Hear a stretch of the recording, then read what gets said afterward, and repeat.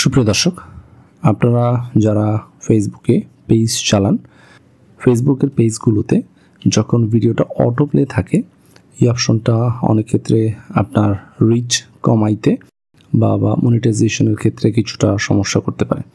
তো এটার জন্য তেমন কিছু না, ছোট্ট একটা সেটিংস আপনি দেখে নিতে পারেন। এই জন্যই আজকের এই ভিডিও। আপনি আপনার পেজে যখন যাবেন, আপনি আপনার পেজ থেকে সেটিংসে যাবেন।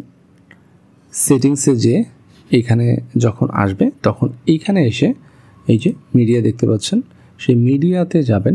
মিডিয়াতে যে এইখানে অটো প্লে ভিডিওস, তো এইটা আসলে আপনি এখান থেকে ডিফল্ট করা থাকে, এটাকে অফ করে দিবেন। এটা কম্পিউটারে দেখাচ্ছি, এটা যদি মোবাইলেও থাকে আপনি মোবাইলেও সেই কাজটা করতে পারেন। আমি জিনিসটা একটু দেখাই আপনাকে, যে এখানে আমি যখন ক্লিক করতেছি এটা কিন্তু অটো চালু হয়ে গেছে। এটাতে ক্লিক করেছি, অটো চালু হয়ে গেছে।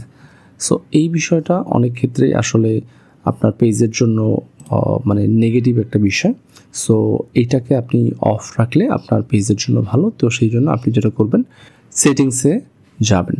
সেটিংসে যাওয়ার পরে এখান থেকে আপনি মিডিয়াতে যাবেন। মিডিয়াতে যাওয়ার পরে আপনি এখানে ডিফল্টটাকে অবশ্যই অফ করে দিবেন।